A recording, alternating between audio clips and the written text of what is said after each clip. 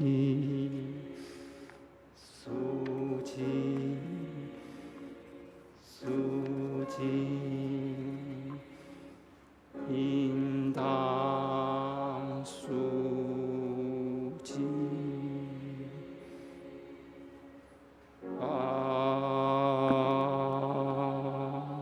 门。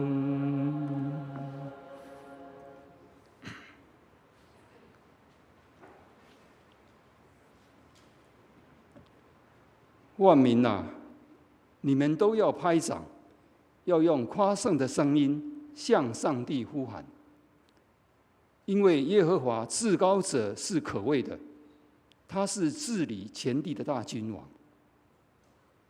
我们同心来祷告。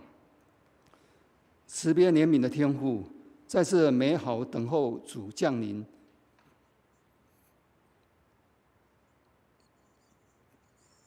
节的第3主日，让我们能够聚集在你的殿堂中敬拜赞美你。我们谦卑来到你面前，承认我们的软弱和过患，求你赦免我们的罪，洗净我们的心，清洁我们的灵。求你的恩典慈爱，让我们在困难中有力量，在迷茫中有指引。我们特别为今天的礼拜交托在你的手中，愿你的圣灵充满这地方，感动每一个人。求你赐福今天的传讲信息，开启我们的心灵，让我们能够领受你的话语，让我们在祷告中能够得到力量，在敬拜中得到平安，在分享中得到激励。愿你的名至圣，愿诸天彰显你的荣耀，愿全地都能够诉说你的伟大。奉主耶稣基督的圣名祷告，阿们。现在让我们一起来用诗歌来敬拜我们的神。我们今天所唱的曲目是《您真伟大》，在新灵粮诗选67首。如果您身体许可的话，请弟兄姐妹起立。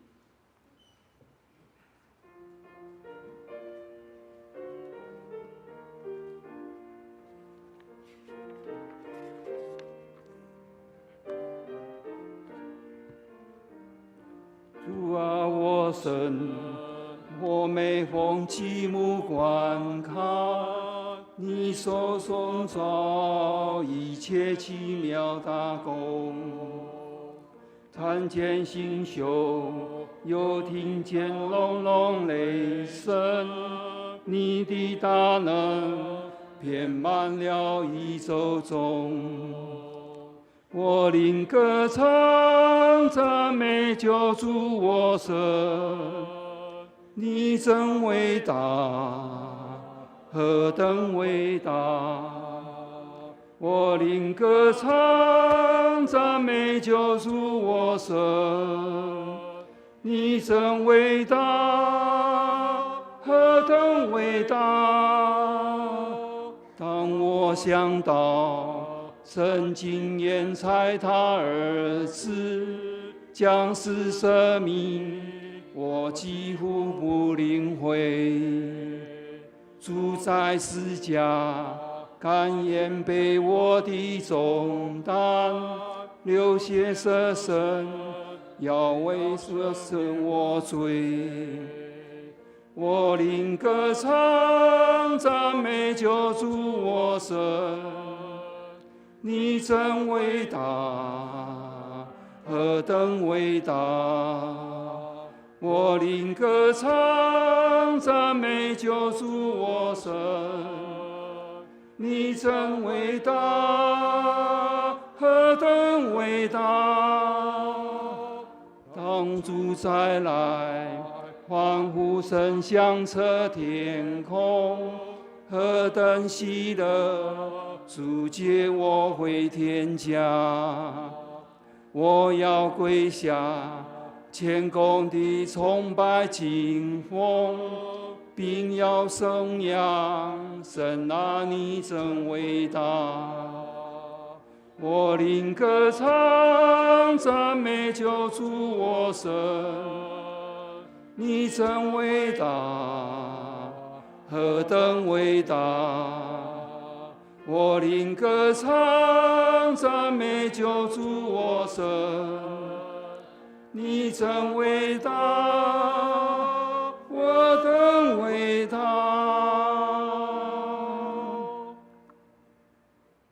我们仍然站立，以使徒信经来宣告我们的信仰。我信上帝，全能的父，创造天地的主。我信我主耶稣基督，上帝的独生子，因圣灵感应，由童真理玛利亚所生，在本多比拉多手下受难，被钉于十字架，受死，埋葬，降在阴间，第3天从死人中复活，升天，坐在全能父上帝的右边，将来必从那里降临，审判活人死人。我信圣灵，我信圣而公之教会，我信圣徒相通，我信罪得赦免，我信身体复活，我信永生。阿们。荣耀颂。但愿荣耀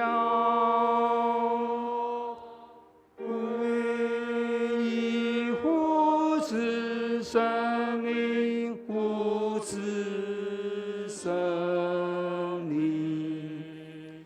起初这样，现在这样，以后也这样，永无穷尽。阿们，阿们。请坐。起应文，现在我们要以起应的方式一起来诵读上帝的话语，分别记载在诗篇第77篇第1节到第12节，以及第11节到20节，在教会圣经旧约的605页。也请看投影片诗会以会众起应和的部分。诗篇77篇，我要向上帝发声呼求。我向上帝发声，他必留心听我。我在患难之中寻求主。我在夜间不住地举手祷告，我的心不肯受安慰。我要提说耶和华所行的。我要纪念你古时的奇事。我也要思念你的经营，默念你的作为。上帝啊，你的作为是洁净的。有何神大如上帝呢？你是行奇事的上帝。你曾在列邦中彰显你的能力。你曾用你的臂膀赎了你的民，就是雅各和约瑟的子孙。上帝啊，诸水见你一见就都惊惶。深渊也都颤抖，营中倒出水来，天空发出响声。你的箭也飞行四方，你的雷声在旋风中，电光照亮世界。大地颤抖震动。你的道在海中，你的路在大水中。你的脚中无人知道。你曾借摩西和亚伦的手，引导你的百姓，好像羊群一样。感谢主。公祷，我们同心来为以下的公众事务来祷告。首先，我们要为非洲国家上比亚来祷告，愿基督信仰能进入生活文化中，国家百姓能更认识基督信仰。我们在为台湾卫理公会北二教区恩友堂邓文威牧师祷告，也为教会奉献充足，教会在当地更加得人，牧者同工身心健康祷告。我们还要为台湾儿童及青少年暑假即将来到，有好的时间应用及学习来祷告。我们更要为今年暑假后升级新学期及新学校的儿童及青少年祷告，愿主使他们有新的展望和学习。最后，我们以主教导我们的主导文同声来祷告，请。我们在天上的父，愿人都称你的名为圣，愿你的国降临，愿你的旨意行在地上，如同行在天上。我们日用的饮食，今日赐给我们，免我们的债，如同我们免了你的债，不叫我们遇见试探，救我们脱离凶恶。因为国度、权柄、荣耀，全是你的，直到永远。阿们。圣道理经课，我们一同来领受上帝的话语。我们请汪瑞恒弟兄来诵读今天的圣经圣道经课。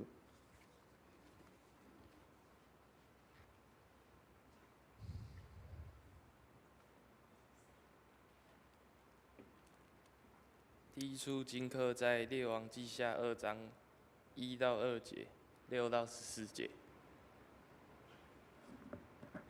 耶和华要用旋风接以利亚升天的时候，以利亚与以利沙从基甲前往。以利亚对以利沙说：“耶和华差我往伯特利去，你可以在这里等候。”以利沙说：“我指着永生的耶和华，又敢在你面前起誓，我必不离开你。”于是二人下到伯利恒。6到14节，以利亚对以利沙说：“耶和华差遣我往约旦河去，你可以在这里等候。”以利沙说：“我指着永生的耶和华，又敢在你面前起誓，我必不离开你。”于是二人一同前往。有先知门徒去了50人，远远地站在他们对面。二人在约旦河边站住。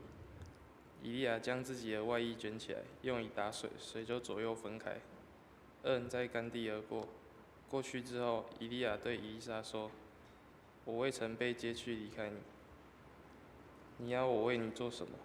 只管求我。”以利沙说：“愿感动你的灵加倍感动我。”以利亚说：“你所求的难得，虽然如此，我被接去离开你的时候，你若看见我，就必得着。不然就必得不着了。”他们正走着说话，忽有火车火马将两人隔开，以利亚就乘旋风升天去了。以利沙看见，就呼叫说：“我父啊，我父啊！以色列的战车马兵啊！”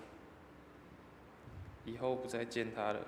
于是以利沙把自己的衣服撕为2片，他拾起以利亚身上掉下来的外衣，回去站在约旦河边。他用以利亚身上掉下来的外衣打水，说：“耶和华以利亚的神在哪里呢？”打水之后，水也左右分开，以利沙就过来了。第二处经课在加拉太书5章1节13到25节。教会圣经新约208页。基督释放了我们，叫我们得以自由，所以要站立得稳，不要再被奴仆的恶辖制。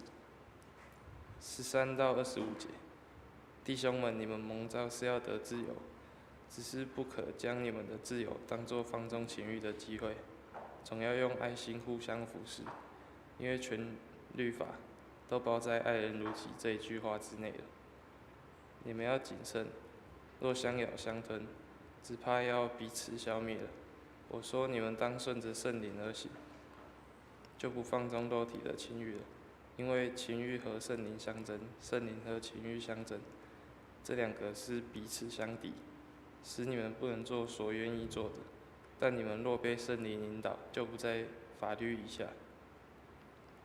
情欲的事都是显而易见的，就如奸淫、污秽、邪荡、拜偶像、邪术、仇恨、争竞、记恨、恼怒、结党、纷争、异端、嫉妒、醉酒、荒宴等类。我从前告诉你们，现在又告诉你们，行这样事的人必不能承受神的国。圣灵所结的果子，就是仁爱、喜乐、和平、忍耐、恩慈、善良、良善、信实、温柔、节制。这样的事没有律法禁止。凡属基督耶稣的人，是已经把肉体连肉体的邪情私欲同钉在十字架上了。我们若是靠着圣灵得生，就当靠圣灵行事。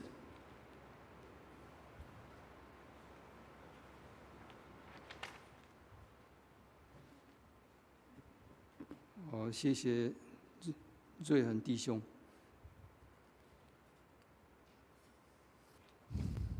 读经哈，请听上帝的话，记载在路加福音第9章第51节到62节，在教会圣经新约77页，由4位来诵读。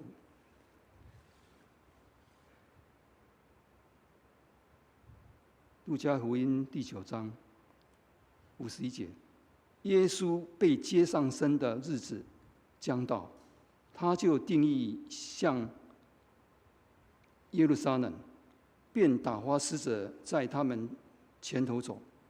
他们到了撒玛利亚的一个村庄，要为他预备。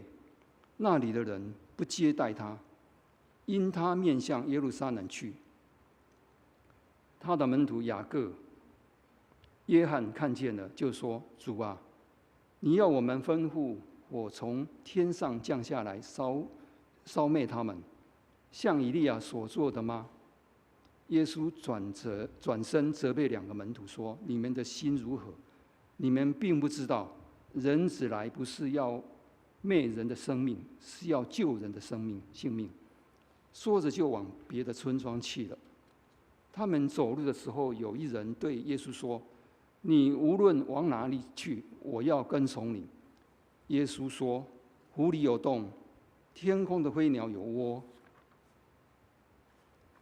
只是人子没有枕头的地方。”又对一个人说：“跟从我来。”那人说：“主，容我先回去埋葬我的父亲。”耶稣说：“任凭死人埋葬他们的死人，你只管去传扬上帝的道，上帝国的道。”又有一人说：“主，我要跟从你，但容我先辞别我家里的人。”耶稣说：“手胡子里向后看的人，不配进上帝的国。”献诗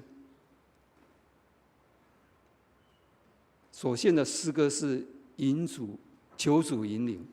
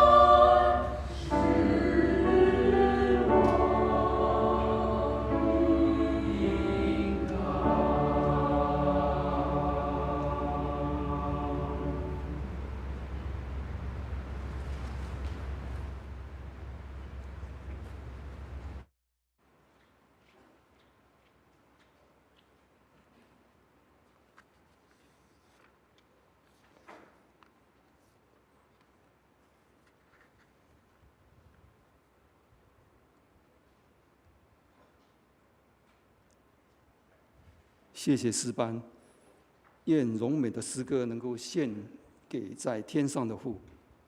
正道，以下时间交由本堂陈牧师来为我们正道。今天正道的题目是：其实我们要懂主的心。我们请陈牧师。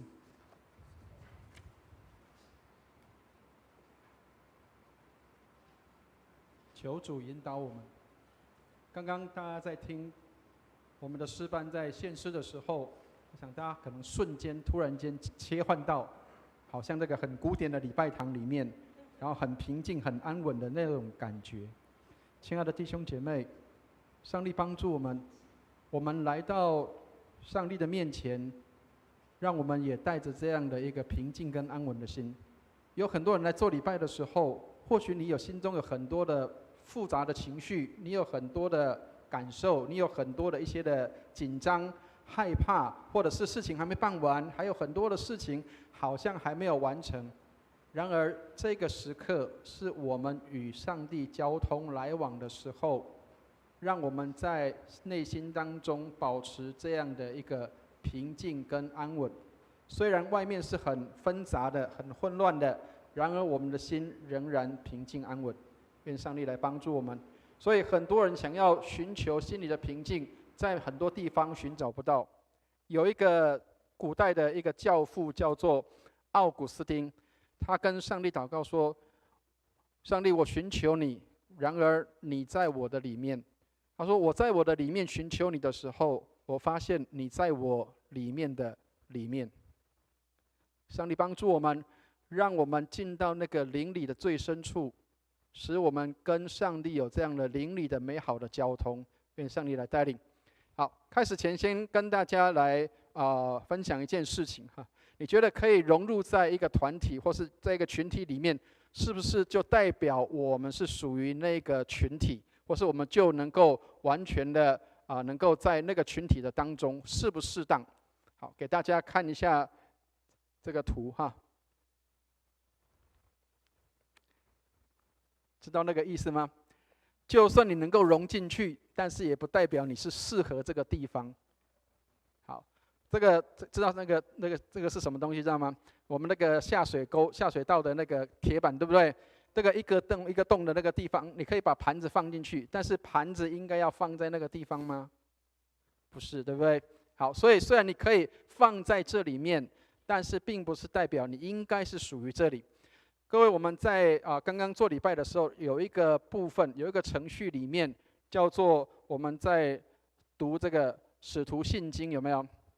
各位，其实我们在读使徒信经的时候，很多人都有说使徒信经在读的时候我们好像就是行礼如仪，我们在读一篇这个使徒以前写的遗训但是各位其实知道使徒信经里面，它在当时的时代代表什么样的意义？各位知道吗？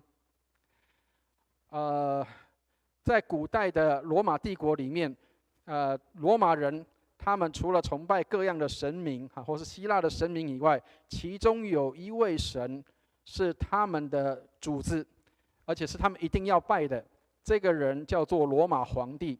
好，所以在他们的官员当中，如果你今天要当罗马的人、罗马官的话，你一定要效忠，誓死效忠你的君王，就是皇帝。好。所以当时将基督教会在这个全地在蔓延的时候，政府单位这些罗马帝国的政府，他们一定会觉得不安，所以他们常常会派秘密警察到这个教会聚会的地方去看这些基督徒在做什么。但是当这些基督徒他们在宣读这个叫做使徒信经的时候，我信上帝全能的父，创造天地的主，我信我主耶稣基督，我信圣灵，我信圣而公之教会的时候，当读到这里的时候，很多人会纷纷离去。为什么？因为这跟我的信仰不一样。罗马人当他听到基督徒在说我信上帝全能的父的时候，他的主子是罗马皇帝；我信我主耶稣基督的时候，他的主是罗马皇帝；我信圣灵的时候，他们的神明不是基督教的这个神，是别的神。所以他听到这里的时候，我如果宣告这个信经，那表示我要背叛我的皇帝，背叛我的这个主子。所以他们听到这个的时候，就会纷纷的离去。所以，亲爱的弟兄姐妹，上帝帮助我们，让我们知道我们是谁，我们是属于哪里，我们为何要在这个地方。因着这样的一个信心，我们成为一个信心的群体。所以我们也是一样，当我们在这世上生活的时候，耶稣说我们住在这个世界，但是我们不属于这个世界。上帝帮助我们，让我们知道，我们基督徒，我们虽然跟大家都一样，我们穿着打扮都一样，吃喝饮食都一样，但是我们是属天的子民。上帝帮助我们，让我们能够学习，能够知道我们是属上帝的子民，属天的子民，而不是跟地上的人是一样的。上帝帮助我们，让我们虽然住在地上，但是我们并不属于这个世界，因为我们的上帝是超乎万有之上的，我们的上帝是唯一的主。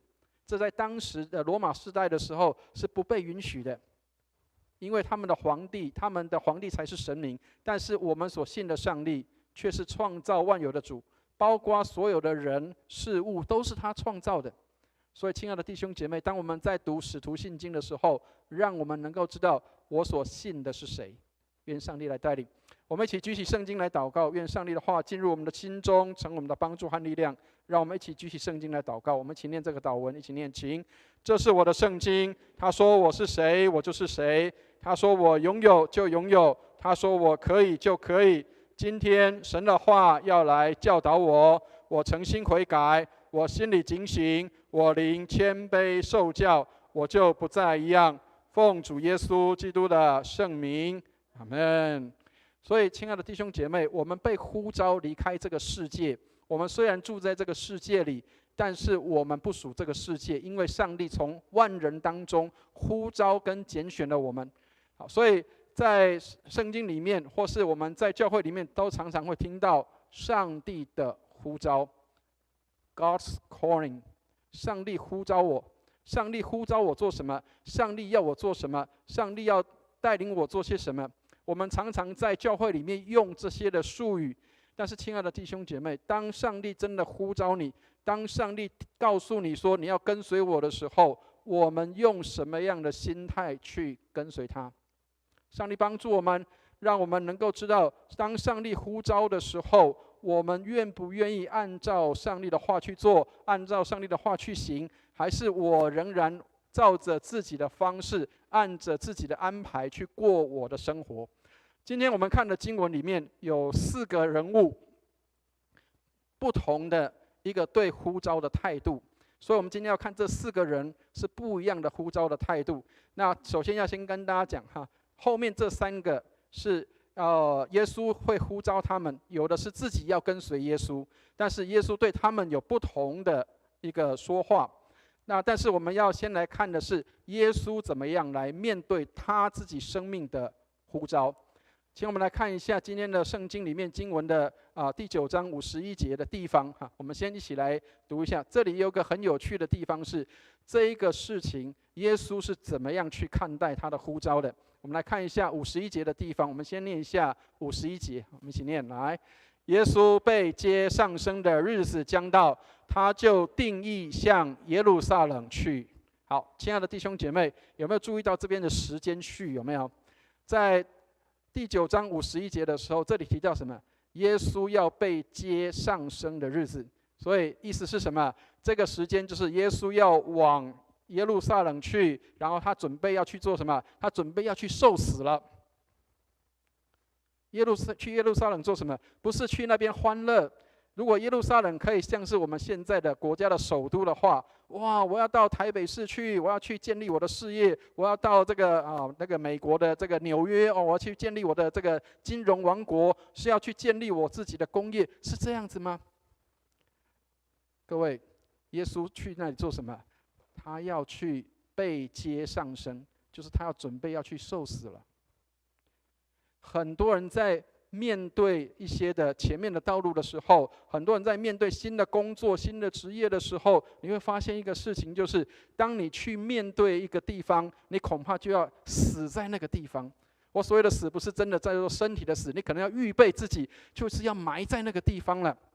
耶稣知道他的呼召，他去不是去享乐的，他要去受苦的。好，所以他面向耶路撒冷去。亲爱的弟兄姐妹，如果你今天接受到一个呼召，接受到一个召命的时候，你要往那个地方去，但是那个地方可能有难搞的人，那个地方有难搞的事，那个地方有很多不见得是你喜欢去的地方，好，或是位置。那么我们是用什么样的态度去面对跟去到那个地方？好，但是你去就算了，各位，在这当中还出现了一个事情，因为有人不喜欢他。我们来看一下53节的地方，我们一起来念一下53节，一起念来。那里的人不接待他，因他面向耶路撒冷去。好，各位，其实这是很有趣的哦，因为一般犹太人跟撒玛利亚人是不相来往的。所以，如果要从北方，从加利利，比如说耶稣的故乡在加利利，他们如果要到耶路撒冷去往南走的时候，通常会绕过撒玛利亚的城，然后他们就过到其他地方去，不会跟这些人来往。但是耶稣是很刻意的进到这个城里面去。各位如果看圣经里面，耶稣常常很刻意的到一些人不喜欢去的地方，到一些人不喜欢接触的人那里去。所以耶稣这一次去到耶路撒冷的时候，他去经过那个撒玛利亚城，但是经过撒玛利亚的城的时候，那里的人不接待他。为什么？因为他要往耶路撒冷去。亲爱的弟兄姐妹，我不晓得大家会看到什么样的一个场景啊？也许你要去那个地方，也许你要去那个环境，也许你要去接的一个工作，人家会不喜欢你，人家不想接待你。甚至有很多的人，他们会讨厌你。那但是你会怎么去做？我们来看一下，这里有2个人物，这两个人是跟耶稣在一起的，耶稣的门徒。我们来看一下，有2个人，一个叫做雅各跟约翰。好，这2个人是兄弟。那各位如果看圣经里面的话，圣经对他们有一个外号，各位知道什么外号？知道吗？叫半尼奇。半尼奇的意思是什么？雷子。好，我们用台语讲比较能够感受到，叫雷公仔囝。雷公仔囝的意思是什么？讲话大声，脾气暴躁，然后动不动就是要跟人家干架了。好，但是亲爱的弟兄姐妹，千万不要以为信耶稣之后，你的个性脾气马上会改变了，不会哦，不是马上改变。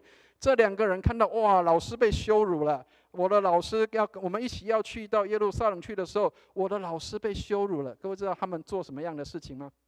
我们来看一下54节的地方哈，我们来念一下54节，我们一起来看一下54节，一起念来。他的门徒雅各、约翰看见了，就说：“主啊，你要我们吩咐火从天上降下来，烧灭他们，像以利亚所做的事吗？”亲爱的弟兄姐妹，你知道这里发生一件什么事情吗？这2个人，他们看到耶稣被拒绝，他们看到他们做的工作被这个人家所不排斥，会被人家所不喜欢的时候，这2个人开始做一件事情，就是主啊，我们从天上降下火来烧灭他们。当然，我相信我们现在恐怕很少有人像以利亚这种心智了哈，或是能力啊，可以从天上降下火来。但是各位亲爱的弟兄姐妹，你可以想象一件事情：今天你不被欢迎，今天你不被接受，今天你被人家排斥的时候，你的心会不会像火烧起来一样？台语有一句话叫做什么？心光火热啊，火都烧起来了。这个人怎么可以拒绝我？他怎么可以拒绝我的工作？他怎么可以拒绝我要做的事情？我是好意。很多时候，我们可能不一定从天上降下火来，但是我们的心有很多火在里面。可以听得懂那个意思吗？我很火，为什么？我做的是对的，我做的是好事，还要被人家排斥，还要被人家拒绝，还要被人家不喜欢。弟兄姐妹们，牧师要告诉大家，其实牧师要到一个教会去就任，是一件非常痛苦的事情。各位知道什么叫痛苦的事情吗？因为年资越来越深了，所以你知道接受的投诉越来越多，知道吗？好，知道什么样的意思，知道吗？我们现在6月这个5月底，我们年议会一结束的时候，有很多牧者要接受调派，要接受差派去到某一些地方。然后各位知道，如果牧师要被差派去调派到某一些地方去的时候，一定有很多人开始打听，这个牧师以前是什么样的人？那个牧师是不是以前有做过什么样的事情？他是不是有过黑历史？你知道，很多人都会去听到这个东西。好，然后各位如果私底下 murmur 就算了，但是如果被要去的那个牧者听到的时候，你知道那个牧师他的心里面会作何感想，知道吗？能够了解我要讲的意思吗？如果他听到了这里不欢迎我，可是我又要被差派到那个地方去的时候，各位你知道那个牧师他心里面的感受会是什么？当然我是用牧师来代替了但是亲爱的弟兄姐妹，如果今天你要被放在某一个位置，而你的单位、你的公司、你的里面部门里面的这些同事，他们不喜欢你的时候，你会怎么做？会不会像这样一把火烧起来？上帝啊，咒诅他们！上帝啊，让他们生病让他们这个难过让他们知道没有我的时候，他们的感受是什么？亲爱的弟兄姐妹，那很真实，你知道吗？能够了解那个意思吗？今天有很多的牧者，其实心里面也有很多面临这样的情况。我们不一定可以叫火从天上降下来，但是我们的心里面总是有一股火在那里。台语说叫做“这个老干，嫌个老暖”但是你还要不要做下去？还是要做下去啊。我们有一个牧师，他是从乡下地方进到都市的教会里面去牧会的。你知道他去的时候，他就被人家说什么？整咖来的啦，乡下来的牧师来我们这里要不然就是你看一早以前那个才牧会几个人而已，现在可以来牧养我们这个教会吗？类似像这些，有些可能会刺激你、伤害你。然而，我们要看到这些冲动跟这些的火要烧起来的时候，是一个很真实的情况。但是耶稣会怎么做？我们来看一下56节的地方，我们来念一下56节的地方，念一下56节，一起念来。人子来不是要灭人的性命，是要救人的性命。说着就往别的村庄去了。弟兄姐妹，台语圣经里面这里叫做耶稣转身过来责备他们，耶稣我登心的这笔音，责备他们什么？后面那句没有写，但是这里出现了。他说什么？人子来不是要灭人的性命，是要救人的性命。所以说完之后，他就往别的村庄去了。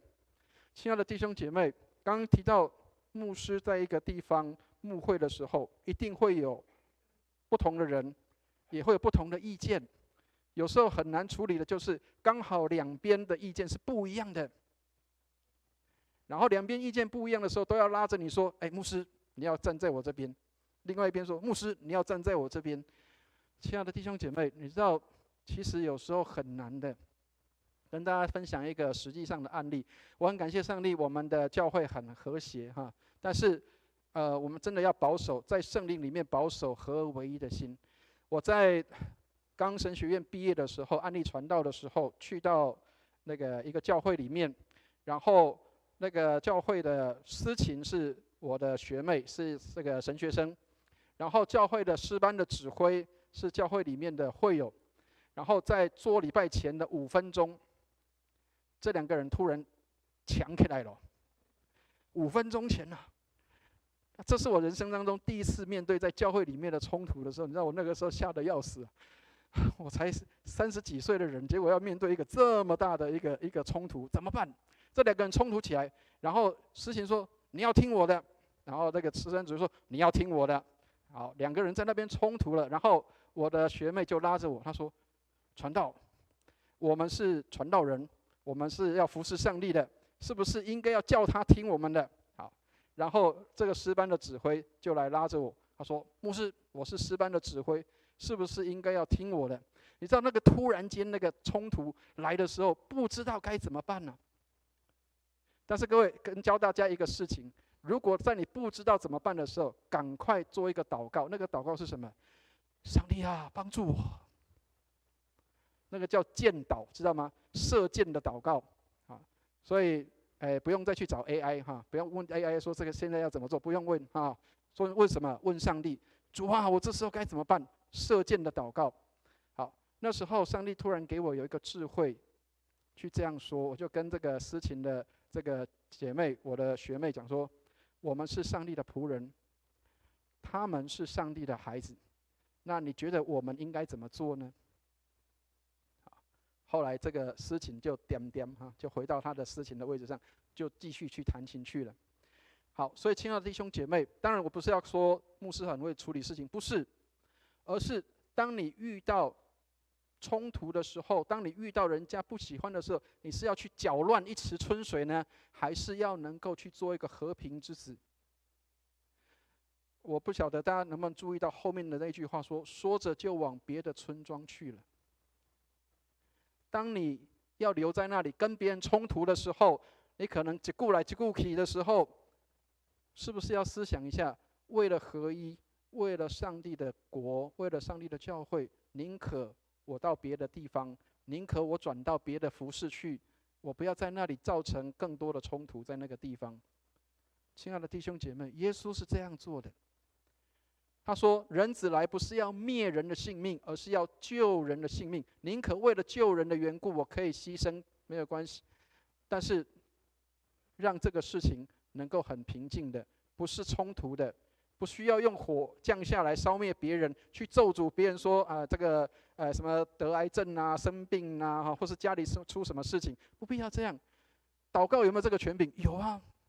祷告除了祝福，祷告也可以什么咒诅你可以去咒诅别人，你也可以去祝福别人。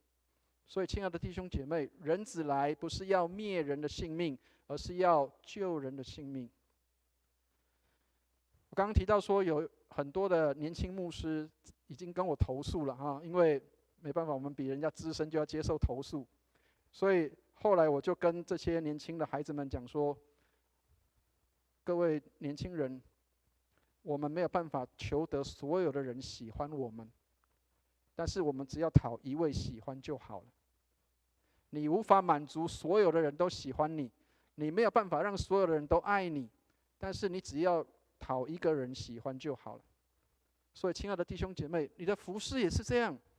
你无法求你的服事所有的人都喜爱，你无法求你的服事所有的人都赞美，你无法求你的服事所有人都喜欢。那么我应该怎么做呢？我没有要求别人，所有的人全部都喜欢我，当然有很多人说我没有办法让所有人喜欢我，但是我可以让别人都不喜欢我。听得懂意思吗？我没有办法让所有人都喜欢我，但是我可以让所有的人都不喜欢我。当然不需要这样你可以怎么做？不见得你要讨所有的人的喜欢，但是请记得，你只要讨上帝的喜欢就好了。不要为了去解释什么，要去证明什么，或者是要去跟别人讲些什么，以至于产生了更多的冲突。如果可以的话，往别的村庄去，做别的服事去。教会里的服事，不是只有站在台上的，也有在台底下的；不是只有在台前的，也有在台后的。有很多人默默的一生，他也许只有去排桌椅，他只有去擦那个教会的楼梯的扶手，但是他的一生就是做那样的服事。跟大家讲一个实际的案例，我们有一个教会，有一个弟兄，他一生的服事30年，就是来擦教会的那个扶手，上下楼梯那个扶手的那个地方。这个弟兄他年纪很大了，他的30年的在教会的生活，他都是做这个服事。当他离开世界的时候，有一天突然有人发现说，好像教会的扶手脏了，没有人去做，为什么？因为这个老弟兄他默默的做了30年在那个地方。亲爱的弟兄姐妹，不是要求人的看见，而是即使没有人看见，我仍然默默的坐在那个地方。好，所以各位如果看箴言里面的话，有一句很美的话在箴言里面16章32节里面，他说：不轻易发怒的胜过勇士，制服己心的强如取成。你能够控制情绪，你能够控制你的脾气，你能够控制不发怒，那个是胜过勇士的。能够让自己的心能够平静下来，能够安稳下来，那个比抢一个城还要更困难。上帝帮助我们，能够让我们的心平静安稳。所以我们在教会里面有一个词常常会提到，但是有人会把它当作跟软弱这个词会放在一起。这个词叫做温柔。很多人会把温柔跟退缩、软弱，或者是好像这个害怕，把它放在一起。其实各位，真正温柔是什么？温柔是能够控制自己的力量。温柔不是我退缩，温柔不是我好像这个没有勇气了，温柔不是好像我不能够跟别人强争什么，而是我能够控制我的力量。所以，亲爱的弟兄姐妹，用温柔的心来对待人，不是样样一定都要按照我的意思，样样都要按照我的方式。有时候，让我们可以学习听听别人说些什么，听听了解别人的这个想法是什么，而不是每一次都要我自己顺着我的方式。温柔是控制自己的力量。好，所以各位，我们刚刚看了耶稣的例子，接下来我们要看的这三个也很有趣。各位，如果这三个我们来看完之后，你会发现这跟我们的生命很像，类似啊。好，但是要先跟大家说明，这里面有一些误解，让大家可以能够去了解说，哦，原来我们的误解是这样。好，我们来看一下第58节的地方，耶稣碰到有一个人自己来找他，他说：“主啊，我要来跟随你。”好，如果有人跟很好，是吧？各位，如果牧师要开查经班的时候，然后没有人要报名，心里面很难过啊。但是如果有人主动要来，好不好？好啊，好。那各位，这个人来了做什么？我们来看一下58节哈，我们一起念来。耶稣说：“湖里有洞，天空的飞鸟有窝，只是人子没有枕头的地方。”好，各位，如果你没有去仔细了解这个内容的时候，很多人会说这个人是不是有私心？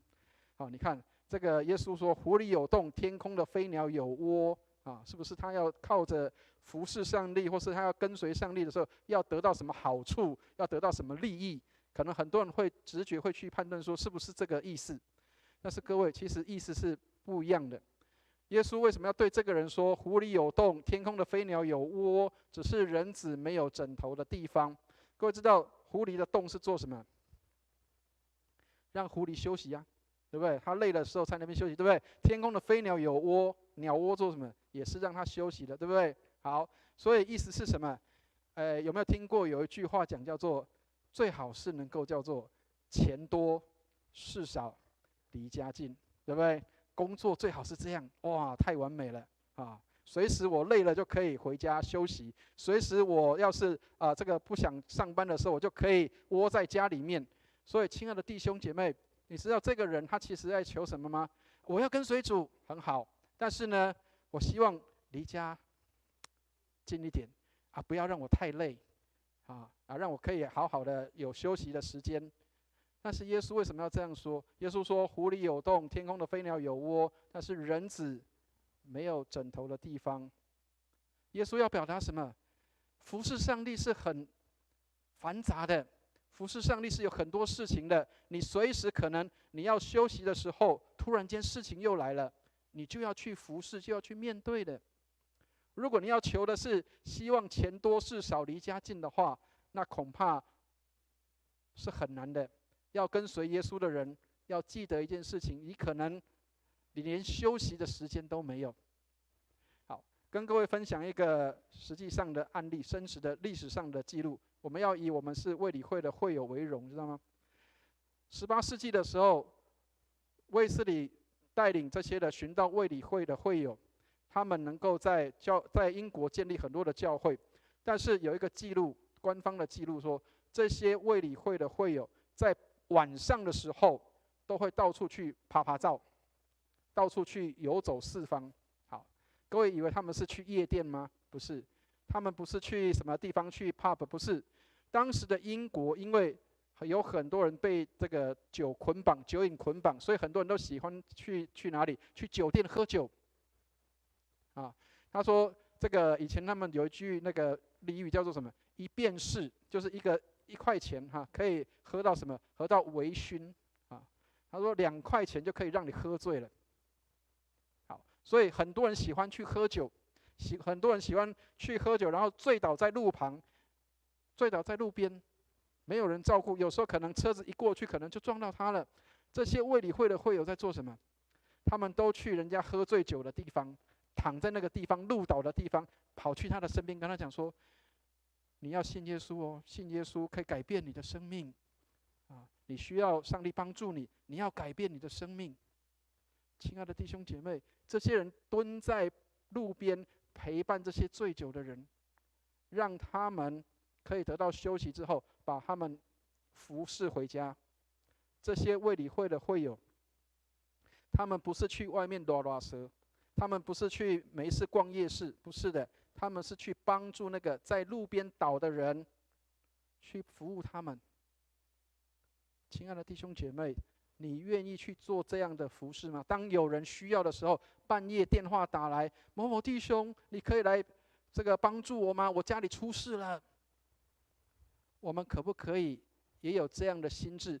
没问题，有需要我随时可以来帮助你。亲爱的弟兄姐妹，上帝帮助我们。有时候我们会希望服事轻省一点，或是希望不要那么累。但是我们的前辈们很多都是不怕辛苦、不怕累的，让我们在服事上不是为了求自己的好处跟喜欢。所以有时候我们需要看到我们的行为。有时候我们可能为自己的好处的时候，那样的贪婪的行为比没有信主的人更加恶劣。我们号称自己是基督徒，但是我们可能常常比别人更贪心。求上帝帮助我们，让我们可以知道我们这个身份是何等贵重的。好，第二个，这个人是耶稣亲自呼召的哦。我们来看一下耶稣怎么呼召他哈。好，然后我们来看一下他怎么样去拒绝耶稣，耶稣怎么回他？60节，我们来念一下60节，一起念来。耶稣说：“任凭死人埋葬他们的死人，你只管去传扬上帝国的道。”好，这个很有趣，是这个人要来跟随耶稣，很少看到耶稣去拒绝人的，可是这个人是拒绝耶稣的，能够了解意思吗？耶稣很少去拒绝人。刚刚我们看到耶稣拒绝人了。好，现在换耶稣要来呼召这个人的时候，这个人他说什么？容我回去埋葬我的父亲。很多人看到这个经文的时候会说啊，是不是耶稣很没有同理心，没有怜悯心啊？是不是人家爸爸都要死了，然后还不能够让他回家去埋葬？不是这样的，亲爱的弟兄姐妹，有时候耶稣会很幽默的讲一些夸饰法。各位知道夸饰法是什么意思？知道吗？就是用夸张的方式，让人可以更了解圣经里面讲的是什么，或是他的话是什么。这里的死人有2个意义，第一个死人叫做没有感觉，第二个死人才叫做真的死人。听得懂意思吗？好，很多人没有感觉的人，我们也会说这个死人，有没有？啊，或是这个没有感觉的人，我们现在的话讲叫做什么？无感。让那个没有感觉的人去埋葬他们的死人。耶稣说：“你只管去传扬上帝国的道。”意思是什么？你对上帝的国有感动，你对上帝的国有这样的一个希望憧憬，但是不要为了这样的缘故去消灭圣灵的感动。啊，没关系啦，我这样也好，我那样也好啊。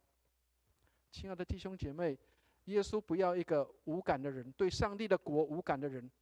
刚刚提到卫理会的会友，我们是对人的灵魂是有这样的一个意愿，愿意能够去抢救人的灵魂的。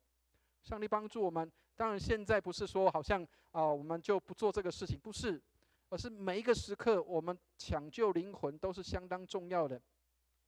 有很多人因为我们的不小心，因为我们的疏忽，因为我们的不在意，他可能就因为这样，就真的变成叫做死人了。亲爱的弟兄姐妹，这个时代里面忧郁症的人很多，很多人是心里面有很多焦虑跟愁烦的。那么当我们能够知道抢救灵魂的那个重要性的时候，我们愿不愿意去成为那个参加抢救灵魂的行列的这样的人，去帮助人，让人因为我们生命改变。上帝帮助我们不是那个无感的人，让我们能够成为一个有感觉的人。所以真正的福不是在于我们有多少的财富累积，而不是在于我们有多少的这些的丰富的经验，而是上帝主动的恩典在我们的生命当中。所以让人认识上帝是最大的财富。所以亲爱的弟兄姐妹，上帝帮助我们，让我们能够看到得人的灵魂是那么样的重要，在上帝的面前。第三个人，这个人也是很有趣的。耶稣告诉他说：“扶犁向后看的，不配进上帝的国。”那这个人他到底发生了什么事情？这个人他到底发生了一个什么样的一个情况？他说：“主啊，容我回去辞别我的家人。”所以每看到这些夸饰法的时候，很多人都会认为说：“哇，你看基督教信仰多这个硬啊，多没有人性啊，都好像不让人家亲近父母亲啊，没有让人家去这个跟家里的人辞别。”亲爱的弟兄姐妹，扶犁向后看的意思是什么？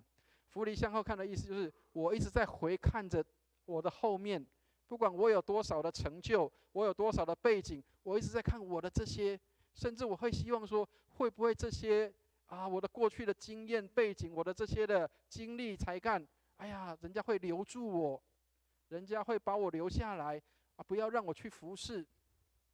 跟大家讲一个实际的案例你知道有很多的传道人也很喜欢站在一个堂会里面不想走。我要讲这个是因为这是对我们自己传道人的反省。很多人喜欢抢在位置上不想走，因为在这里你可以得到很多的温暖，得到很多人的供应支持。但是当你要去的时候，要去一个新的地方，要去一个不认识的地方的时候，你可能要面对很多新的事物挑战的。所以很多人常常会回来看，哎呀，这边会不会有人留住我？这边会不会有人喜欢我？这边会不会有人不让我走？亲爱的弟兄姐妹，有时候我们在生活上也会这样。也许你的工作你很喜欢，也许你的职务你很喜欢，也许你的团队里面你很喜欢。哎呀，我会不会要让别人留住我，不要让我走？哎呀，为了你们的留，所以我就留下来了。这是一个挑战，这是一个挑战。亲爱的弟兄姐妹，牧师要告诉大家一个真实的情况是，没有人不喜欢在好的地方。我常常讲说，有时候传道人会有挣扎，就是在好的地方的时候，哇，人气很旺，很多事情是可以做的。但是如果当你去到一个小地方，没有人去的地方的时候，恐怕有的人就要忧郁症了，因为那边不是你喜欢或是欣赏的地方。可是，亲爱的弟兄姐妹，要记得，这是上帝的国，不是哪一个牧师的国，不是哪一个执事的国，不是哪一个老师的国，这里是上帝的国。有一天，站在台上的这个人一定会走，一定会离开的。但是这里不是我的王国。有一天，我们当中有一些人他们会离开的，这里也不是他们的王国。再有恩赐的人，有一天他们会离开服事的工厂，这些都不是他们的王国。这里是谁的国？这里是上帝的国。所以上帝帮助我们，不是我要去抓住什么，而是我们等候上帝的带领跟安排。但是我要先澄清，跟各位澄清一下因为我们60周年的时候，我们的长官会都来报告了，对不对？但是请大家不用心里面焦虑烦躁牧师要走了没有，还没有所以请大家为牧师祷告，因为长官给我2条路可以选择，一个不是自己去，一个就是差人去那当然如果可以我差人去，但是如果要是没有人要去，那就是自己去了所以上帝帮助我们，即使有很多事情是要面对新的人事物，还是要勇敢去做的。愿上帝帮助我们，不是一直窝在一个舒适圈里面。有时候我们很喜欢我必须说很喜欢，我很喜欢荣光堂，但是有一天会不会离开，也有可能会所以亲爱的弟兄姐妹，上帝帮助我们，我们的人生的历练当中，每个时刻都会有经历到这些。但是记得，这是上帝的国，不是某某人的国，是上帝在这里掌权，不是谁在这里掌权的。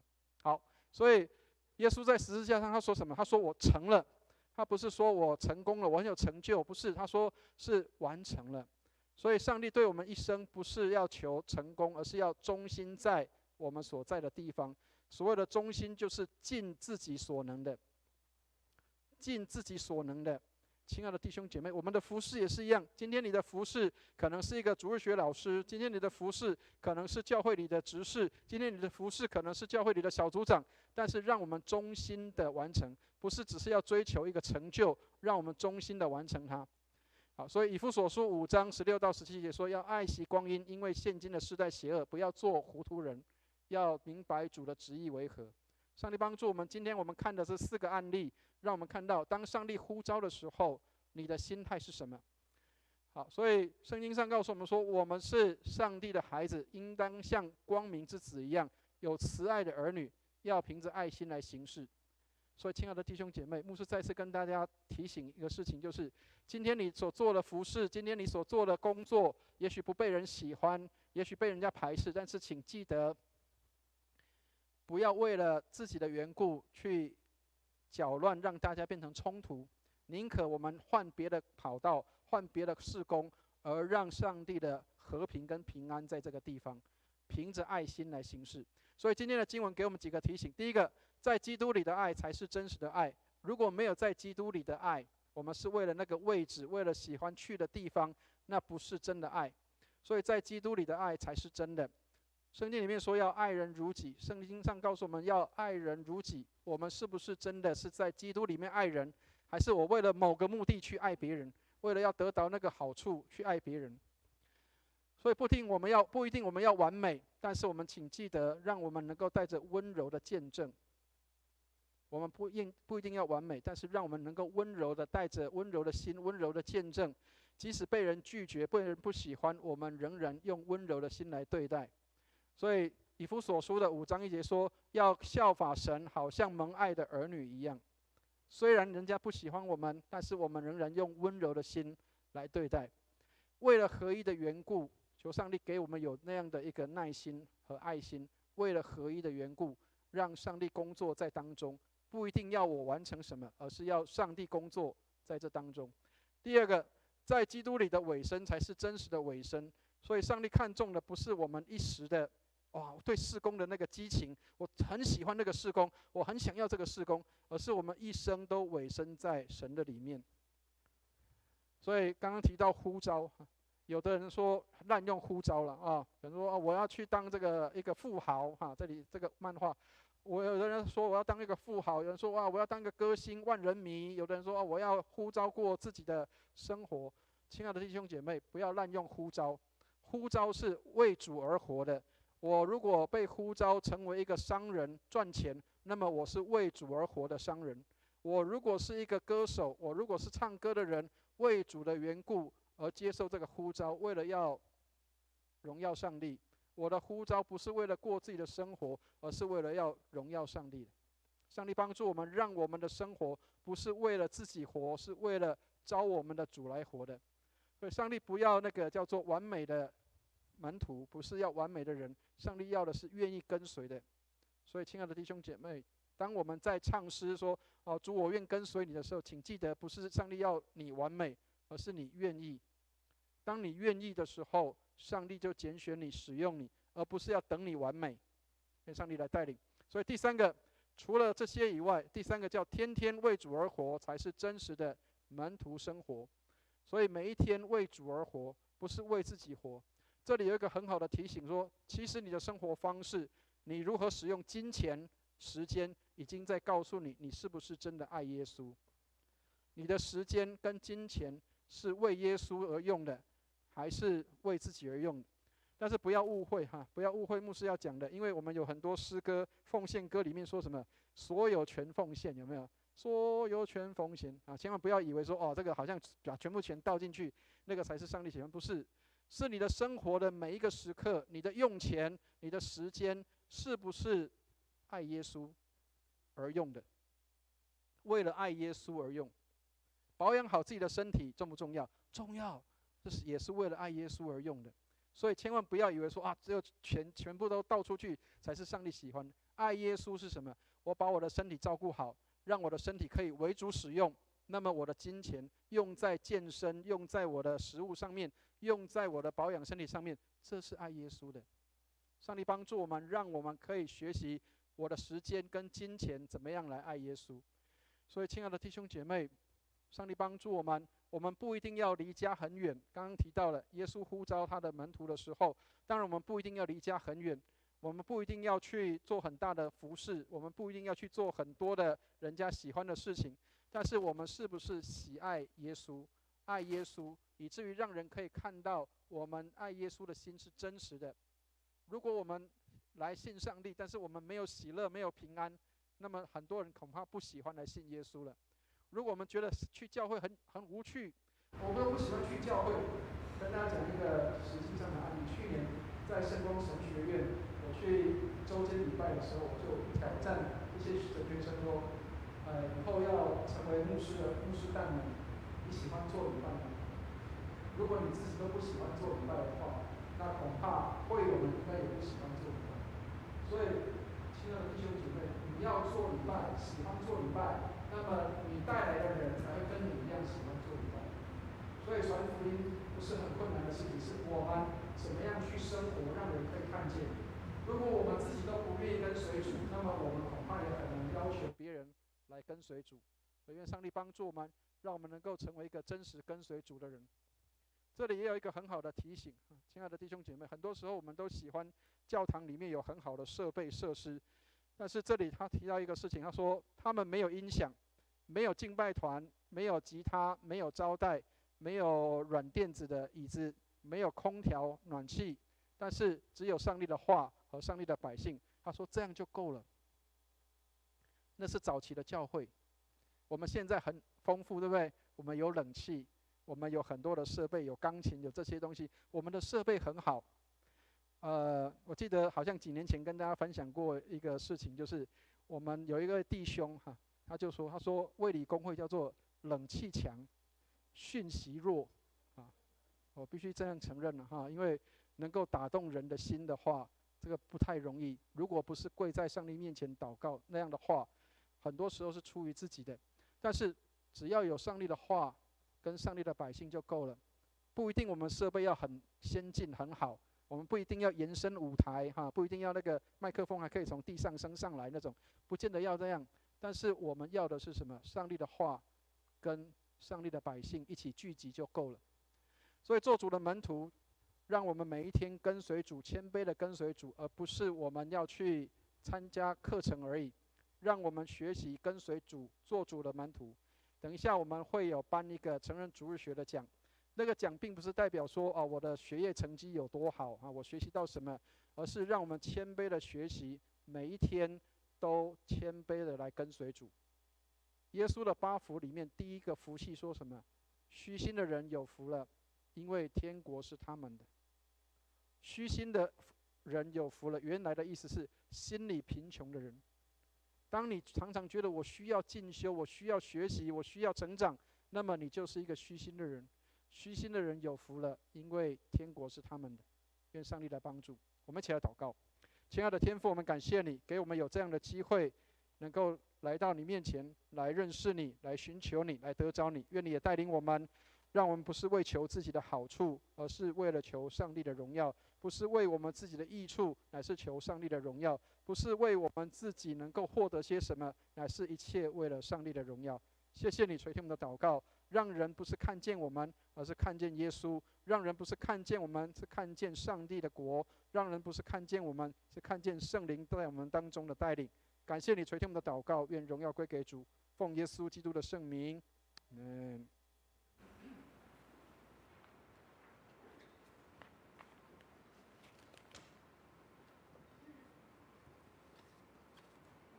我们谢谢牧师为我们所做的证道，颁奖我们现在要来颁发上半年度成人主日学的结业勤学奖。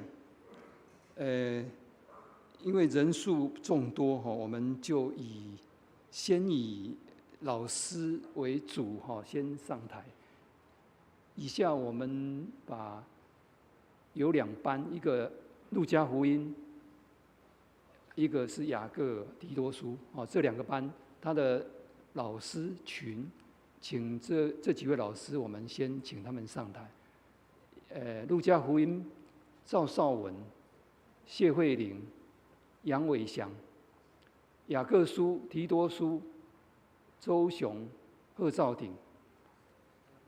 这几位都是。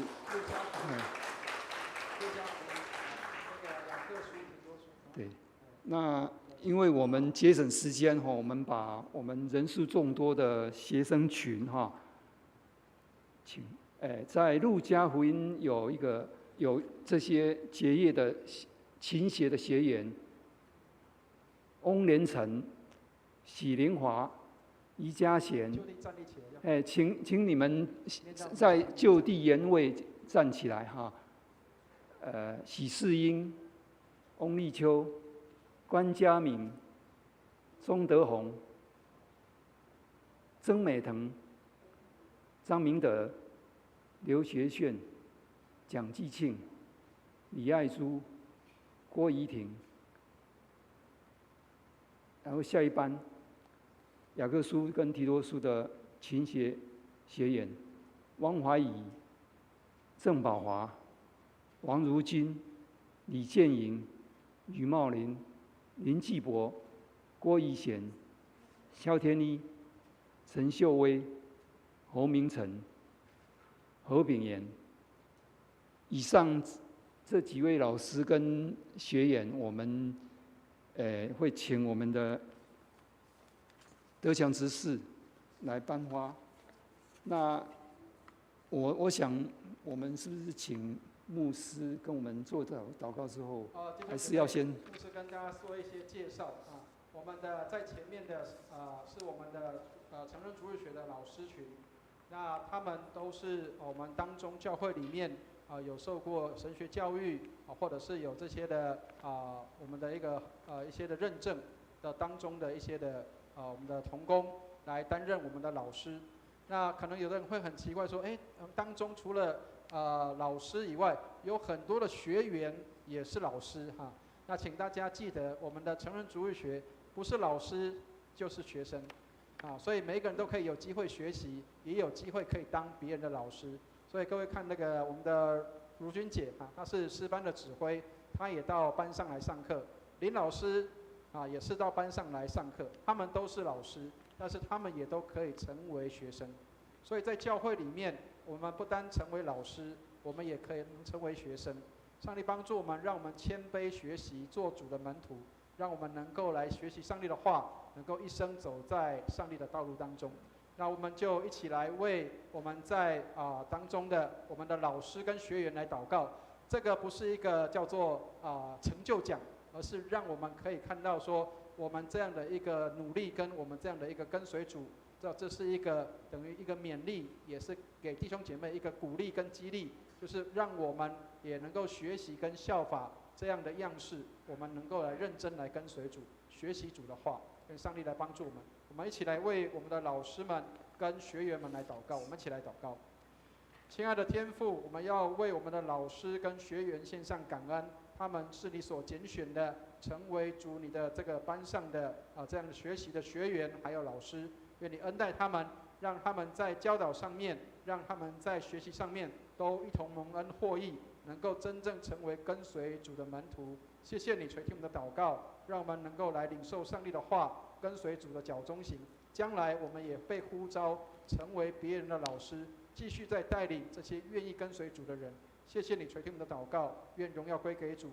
祝福我们所有的老师们、学员们，我们的工作、家庭生活都蒙恩。感谢祷告，奉耶稣基督的圣名。接着我们请德强执事来，就象征性的，我们先以讲给那个教室，各班的老师好。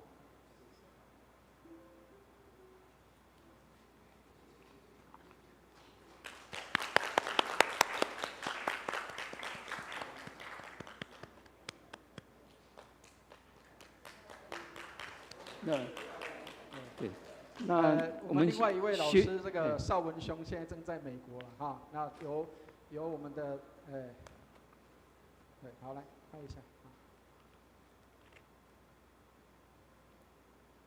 好，谢谢。那学员的部分，我们邵文事后兄呢就由慧玲姐来带领。好，谢谢。那我们也谢谢我们的所有的学员们，谢谢所有学员们。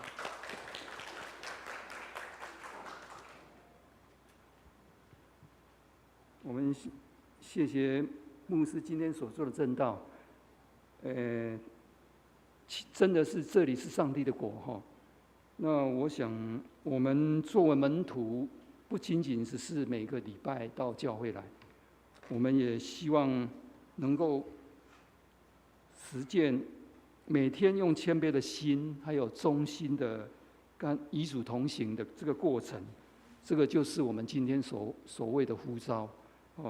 那我想谢谢牧师在他的讲述当中，也让我们得到这些上帝话语的真理。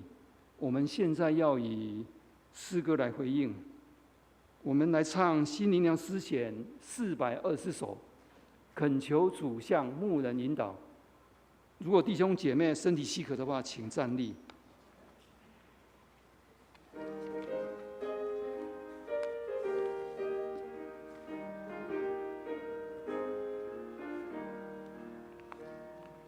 恳求主向牧师领导，我们继续你看顾，领导丰盛草原喂养，在超人的梦途，似乎耶稣，似乎耶稣，你曾属我们为你，似乎耶稣，似乎耶稣，你曾属我们归你。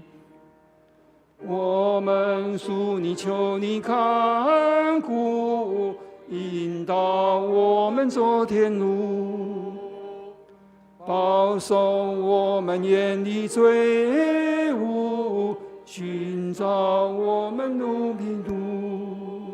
似乎耶稣，似乎耶稣，求听我们祷告声。似乎耶稣，似乎耶稣，求听我们祷告声。我们贫苦满身罪忧，你曾因信眼所流，你有千能恩典丰厚，我们得免自由。似乎耶稣，似乎耶稣，我愿赶快归向你。似乎耶稣，似乎耶稣，我赶快归向你。愿我们遭蒙主厚恩，愿遭入真主之意。请求恩主独一主，以爱满到我心怀。似乎耶稣，似乎耶稣，曾爱我们尽人爱。似乎耶稣，似乎耶稣，曾爱我们尽人爱。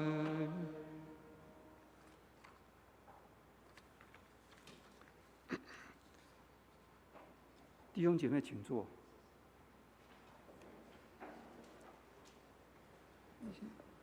现在我们要来收纳基督徒的奉献。如果你还不是基督徒的话，或者是你还不清楚奉献的意义，就请你先保留你的金钱，让奉献袋静静从你面前经过。我们请施献的同工到前面来。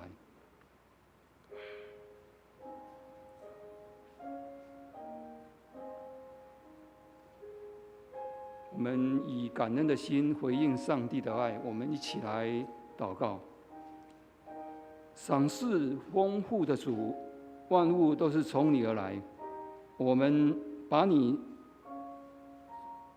从你而得的奉献给你，尽我们的心思力量，甘心乐意献上金钱，愿教会用于各样的事工和宣扬福音，荣耀你的圣尊名，让众人得着益处，教会复兴。如此祷告，是奉我主耶稣基督的名祈求，阿们。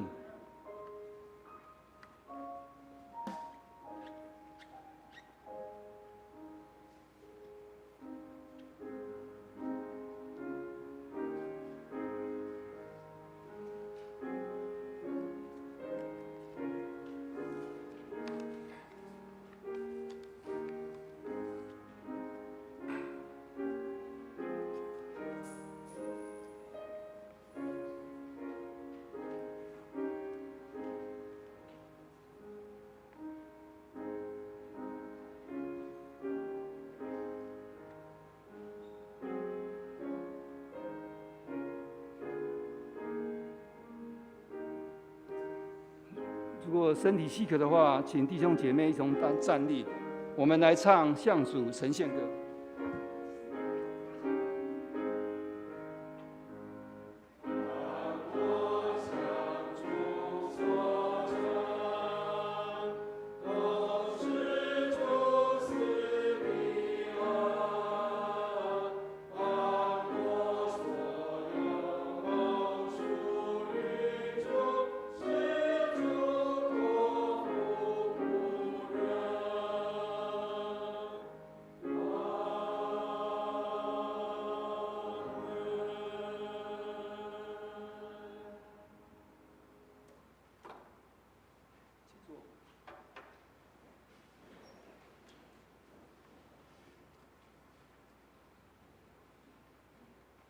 今天有没有第一次来我们教会的新朋友？好，谢谢，我们一次欢迎，永远欢迎哈。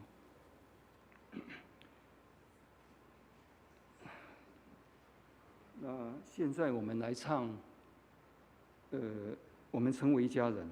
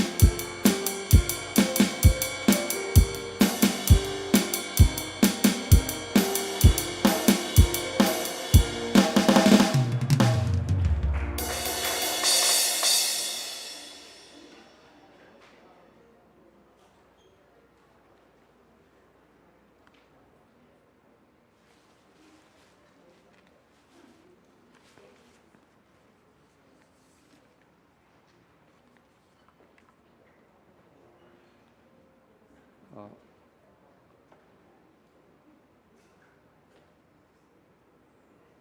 报告。现在由4位来报告教会的一些消息。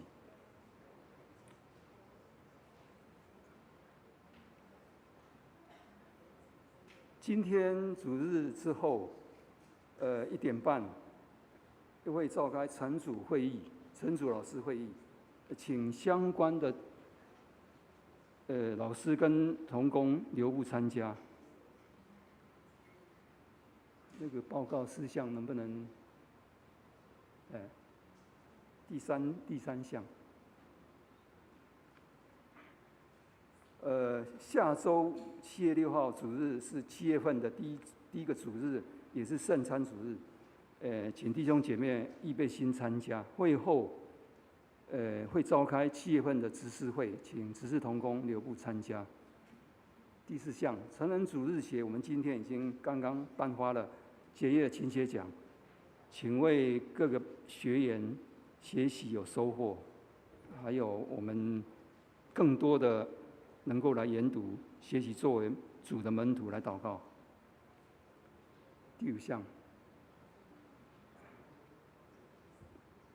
陈牧师将在暑假7到8月每周的礼拜3 7点半，会开圣经背景的课程，让全世界都知道。我们欢迎弟兄姐妹能够参加。7月2号就开始开课哈。第6项，制服有木香谷还有体适能都会加开暑期班，也欢迎我们我们可以成为班上福音同工。第7项，7月20号主日敬拜之后，11点45将会举办接待和丝线之美的研习会，也欢迎服事同工能够报名参加。第8点，全国姐妹会夏令营将在8月15号到16号在云林的3好饭店举行，报名请洽那个教会办公室。第9点，卫理神学院蔡慧秋老师将在9月19号起，每个礼拜5的晚上7点到9点，会开一个基督徒的传讲艺术。不过它是限实体上课，详情请参阅布告栏。第10点，邀请弟兄姐妹参加实体周4晚上7点半查经祷告会，来为教会复兴守望。第10点，上个礼拜我们荣光堂60周年已经顺利完成那个纪念礼拜。我们为凤山卫理堂当日募款金额有将近38000多，我们也愿这个资讯能够大家知悉。在肢体上面，天气炎热，请注意天气变化，也希望我们弟兄姐妹能够注意居家的环境，还有个人卫生。出入公共场所也注意自身的防护。我们也为确诊的弟兄姐妹他的治疗还有复原来祷告。7、8月暑假也进入台风频繁时期，请也注意我们的天气跟交通安全。我们也为身体不适的这些弟兄姐妹还有长辈，他们的身心灵健康代祷。最后再补充一下，今天我这里先领了一个信息，这个信息就是我们一文牧师他们家又有喜了，他的第2个儿子，就是他的孙子第2个儿子嘉恩跟彩珍他们有生了一个儿子，也最近满月，那这个是他们的满月。那没有拿到的哈，谢谢。没有拿到的没有关系，在楼下哈，1楼那个大厅都有啊，不要忘记了，这是我们分享他们家的喜悦。那请问牧师有没有补充报告？OK， 那弟兄姐妹，我们请起立来唱3一颂。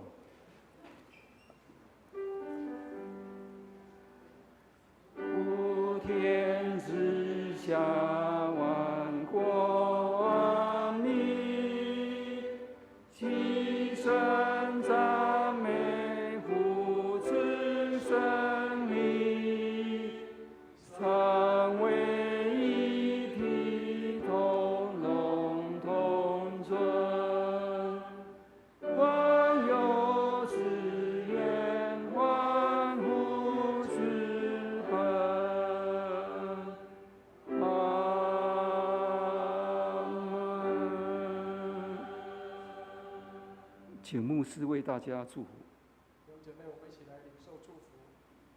慈悲爱我们的天父，感谢你赏赐我们各样丰盛的恩典，让我们从你那里领受，我们也成为给予的人，使人因我们蒙福。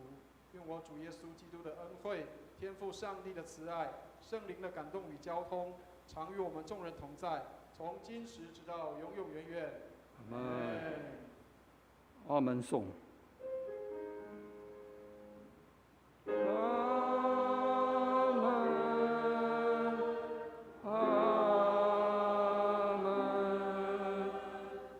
阿